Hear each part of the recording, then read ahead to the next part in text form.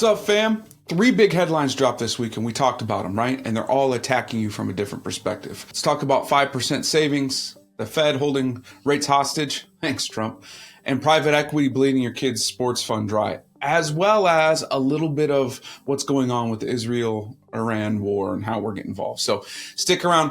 I'm gonna break down why each matters to you, how your brain is working against you, and what I think you should do kind of in these pictures right now. Let's jump right into it. 5% savings. What the hell is going on there? Many of you have heard of the high yield savings accounts before, right? I'm sure, right? Raise your hand. I know I have. Well, some of them are still paying around 5% annualized. So take advantage while you can right now because of what I'll get to later of the Fed's rate being paused. So from a personal finance perspective, your emergency fund would be an ideal situation for this, right? It's money you're not going to touch unless something occurs or you're saving for a long trip, something bigger, wedding, you name it. That would be a fantastic spot to have something with virtually risk-free as well as tax advantage, plus it's around 5%. So think about that. Now, I know a lot of us probably don't have that much to save.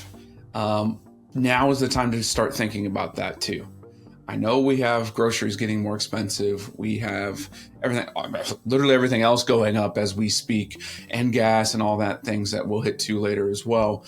But you need to think about starting to save, and a very easy way to do so is set up a high yield savings account and push $5, $10 a month over there and make sure it's out of sight, out of mind. That'll be the primary way that you can start saving your cash. So cushion, earning your money for you. Now let's get into why that's so important, right? So Fed decided this week to hold the rates, mainly because of the tariffs. Don't know if you guys know much about the tariffs or the situation with the Trump tariffs back and forth, a geopolitical mess and nightmare we are in, which I spoke about early on this year. It is causing the Fed to say, whoa, let's figure this thing out. Okay, let's see what the summer looks like before we go and reduce rates. Now, that being said, interest rates, if we are looking at the historical perspective, should be reduced, right? They would actually give that support and lowering interest rates if it wasn't for the tariffs, because all the numbers really do align with that as well. How's this going to affect you overall?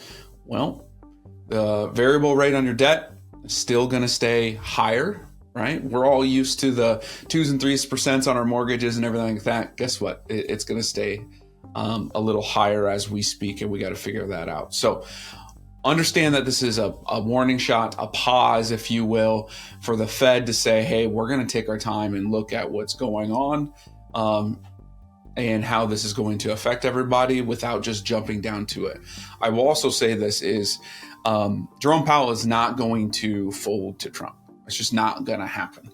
And he is sticking to his guns and doing exactly what the Fed chair should be doing at this time. So yeah, interest rates going down would be great for everyone else, but it also could backfire and cause inflation to even go higher. So we got to be careful here. And so take that summer. Like I've said to my clients over the last couple months, we're not going to see like that light at the end of the tunnel until we get through this summer. Now, that was because of the tariffs. Now we're on the precipice of a war, might change a little things even more rapidly.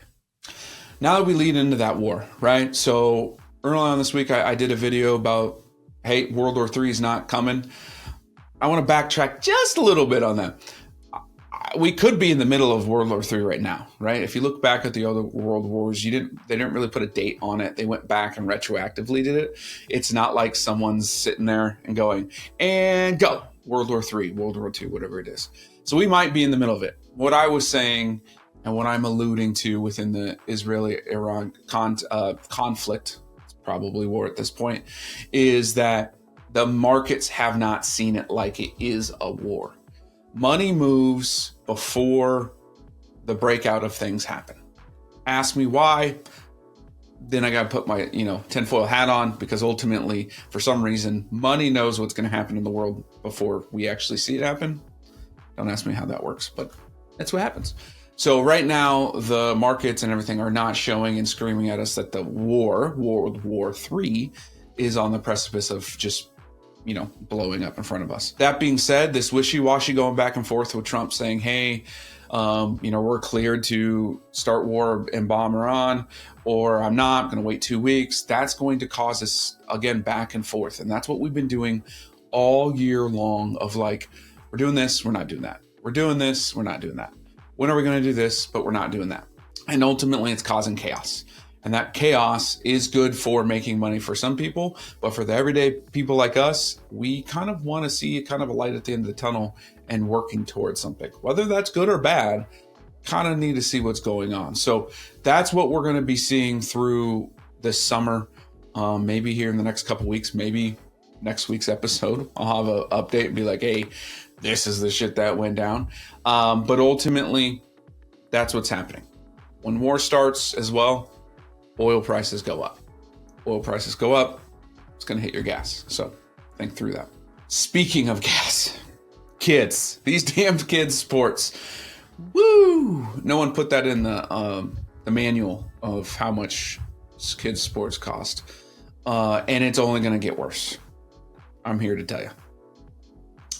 Because since 2019, not only has the sports cost surged about 46%, we're now seeing private equity firms go really good money in there. And people love sports. They'll never go away. Parents will always do what they want for their kids. Why don't we kind of jump into that? And so now they have plowed over a few $1 billion into the youth sports arena, whether that's in tournaments, whether that's in, the apps that we're all using and seeing, whether that's in the other technology that's going around. And I am sure behind the scenes, there is even more and more and more and more as we go. And that's kind of terrifying because it's getting more expensive, right? I mean, a lot of us are raiding our emergency funds, skipping vacations, and using the travel tournaments as our vacation, right? Our budgets are really, really thin because we want what is best for our kids. And I'm here to tell you that system right now is broken. I hate it myself, but it's something that we got to figure out. And I just don't have the answer to, right? So think through that as we're going through that. Private equity firms don't give a shit about your kids. They're chasing their returns. So don't let them bleed you dry. And this is coming from me as an athlete, if your kid loves the sport, regardless of what team they're on or how the level of whatever, just make sure they're on a team that pushes them. They keep their joy. They keep playing, because at the end of the day, that's what matters, and that's who sticks to it longest. There's facts and data all over the place that majority of kids stop playing sports around the age of 13. Soccer, it's 9. Your other sports around 10, 11, 12. Football, you really don't even start until then, so it's a little different. But think about that. That's not a long period of time, specifically when I'm talking about my 11-year-old son. We only got a couple more years till we're reaching that. So make sure you're just pushing them and don't let the money thing be an issue. There's always teams out there. And guess what? Just because your 10-year-old, 9-year-old, 11-year-olds on the elite team or the ECNL team in soccer or the highest of the highest travel ball in baseball doesn't mean they're going to go D1. Doesn't mean they're going to go pro. Doesn't even mean they're going to play in high school. So think about that. So there you have it. About four fronts of where your money's being attacked, whether it's idle cash, rising borrowing cost, overpriced sports, not going to be our gas prices. The common thread here is every one of these exploits us in a different way, whether being status quo, having a bias, anchoring, fear of missing out, FOMO. But once you see that trap, you can understand and get out of that situation. So let's automate our savings. Let's lock in our rates. Let's draw our lines really hard about our spending and draw it to what we want to do for our joy. Understand that groceries and gas are going to go higher, especially in the vacation season. And make sure that, guess what? You hit subscribe, you like, let's do the comments. At the end of the day, all we are here to do is be real. So let's get real, folks.